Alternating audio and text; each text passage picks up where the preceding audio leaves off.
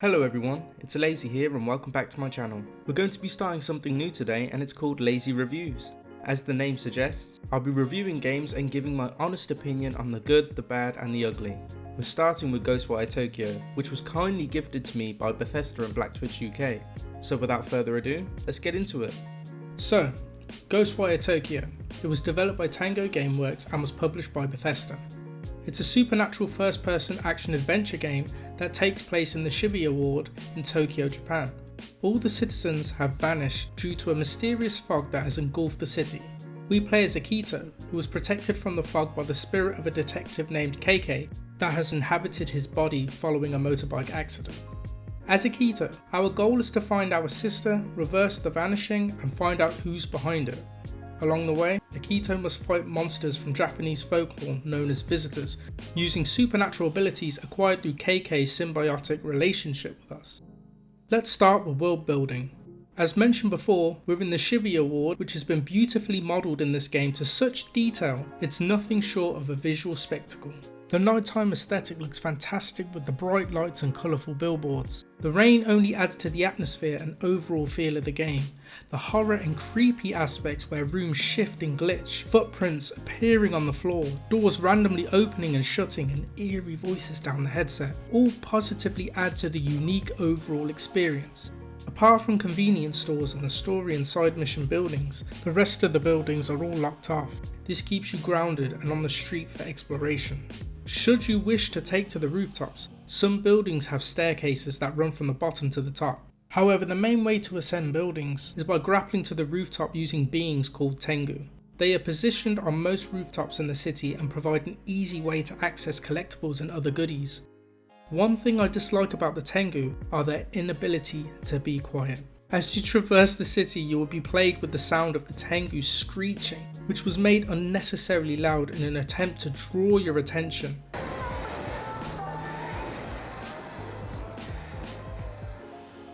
Eventually it becomes annoyingly distracting, and at the time of this video it hasn't been patched to mute or lower their volume. Another aspect of the world that I really enjoy are how the street lights will change colour to signal that an enemy has their sights on you. Should they detect you, the street lights will turn from a yellow to a red, and that's when the combat begins. Enemies also have set positions and they cannot stray too far from them. After pursuing you, eventually they will disappear back to their stations, giving you time to recover or leave. Let's talk about the abilities and combat. Ethereal weaving is the main form of attack in the game, coming in wind, fire and water variations. All three of them are visually stunning in action, as if each attack formed a vibrant light show. This paired with ray tracing is absolutely gorgeous to see. Bright and colourful lights reflected on the floor, puddles, windows and buildings only immerses you more into this creepy world. The hand animations are equally fun, cool and powerful during combat. The power of attacks and the charge variations can really be felt using the DualSense controller. There is nothing more satisfying than seeing Akito rip out a core from a visitor's body. There's the flashing of colourful lights, the haptic feedback during the resistance of said core ripping, bundled with the superb sound design. It's honestly harmonic. Enough about that though, let's talk about firepower. I believe wind is the fastest and most accurate attack. It has the most range but does the least damage. Fire on the other hand is the slowest attack but deals the most damage. Water is a balance of these extremes and is great for area of effect, however it has the shortest range. Despite that, I found myself using it the most. Each have their strengths and weaknesses and you will no doubt find yourself switching depending on the situation. Weaving attacks also have individual capacities for each element, which can be increased by finding Jizo statues. Speaking of a limit, weaving attacks can be exhausted during combat, however they can be replenished by gathering ether. Ether can be found in distorted objects throughout the city. Should enemies get too close, a quick palm strike can be just as effective as weaving. Should the enemy strike or use projectiles, a perfect parry can temporarily stun the enemy or deflect said projectile. Abilities can be enhanced through the skill tree by saving spirit clusters found on the streets, alleys, rooftops, in buildings and the underground. These spirits can be transmitted to safety through modified payphones which reward you with XP, money and an increase to max health. There are also prayer beads, which are equipable items which offer boosts to attack, stealth, health and even collectible discovery. Should players prefer stealth, they can fight in the shadows from a distance using the bow, or swoop down and sneak up on a foe for a cheeky insta-kill. The talismans in the game can stun, distract, and even provide cover, giving the player more variety on dispatching their foes. During my playthrough, I found the most useful talismans were the stun and core exposure. Stun talismans, as their name implies, stuns the enemy, allowing the player to circle around and insta-kill them. Enemies that are too powerful to be insta-killed, I dealt with by using core exposure. This talisman exposes their core, which in essence decreases the amount of HP the enemy has for as long as the talisman is in effect. After a while, the game stopped being challenging when I found my go-to attacks and formed all my strategies. Water weaving during my exploration and fire weaving when it came to more powerful enemies. Charging fire attacks turns them into explosions, and 9 times out of 10, I'd have already eliminated the enemy before running out. Since then, enemies never posed a threat, and the same could be said for the bosses. With parrying down from mastering Sekiro and Sifu, I was rarely hit. There are also no combos or elemental synergies in this game, so there is only so much you can do to switch up the combo. Nevertheless, the fighting was still enjoyable, but I can't help but wish there was more variety to the fighting system and harder enemies that push you to your limits. Moving on to the collectibles. There are a total of 566 in the game. It sounds like a daunting task, however most of these are unlocked naturally by progressing the story. They range from landmarks to music to food and drink to cosmetics and even discovering enemy types. Collectibles are made easy to find after purging Torii gates. It dispels the fog in that area, unlocking fast travel and highlighting points of interest on the map.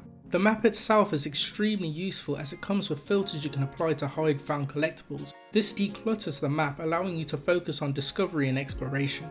Hovering over a Torii gate shows the area's completion percentage, as well as listing the number of spirits, items, side missions and so on that are yet to be completed.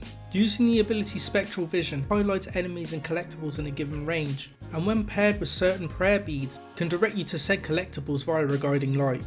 These are some of the easiest collectibles to obtain compared to other games with similar open worlds. The only collectible type that I did find tedious were the spirits. As I mentioned before, they can be found high and low, so jumping from rooftop to rooftop, diving back down to street level, and then making your way back up gets repetitive and boring. Without certain traversal abilities unlocked, the task is only exacerbated. What is also not explicitly stated is that spirits can be locked behind side missions. If you're ever wondering where that last 5% of spirits are hiding, that's most likely where they are.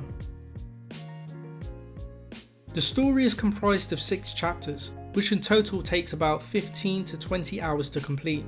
The main story and key information are delivered through cutscenes. However, the in-depth lore is told through voice logs, notes and dialogue. If I'm honest with you, I didn't really pay much attention to anything outside of the cutscenes. I personally find that stuff tedious to sit through, and with my short attention span, any important information delivered through those means would have been lost on me.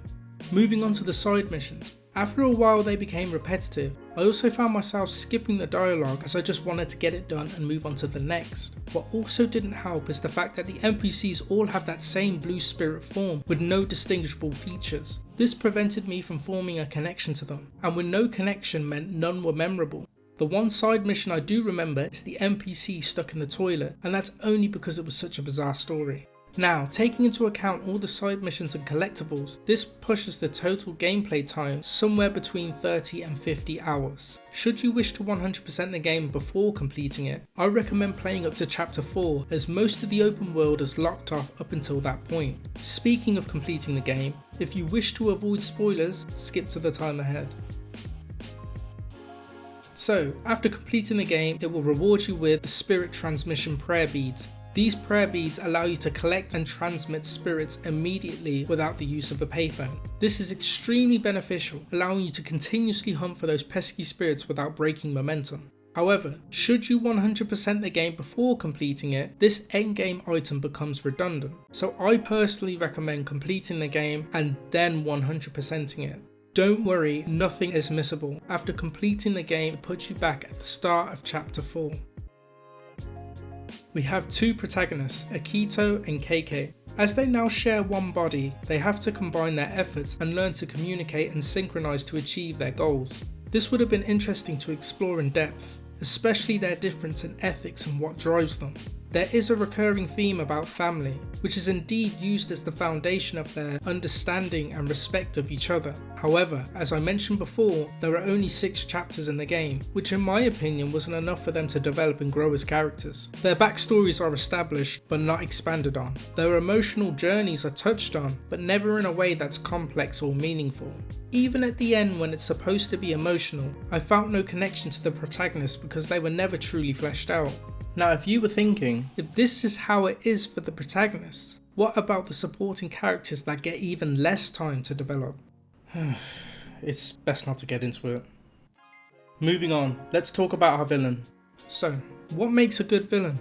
In my opinion, the best villains are the ones you can empathise with, their goal understandable and their motives just. Hanya is anything but that. He's your typical big bad that endured a traumatic experience and in an attempt to reverse it is willing to sacrifice hundreds of thousands of lives.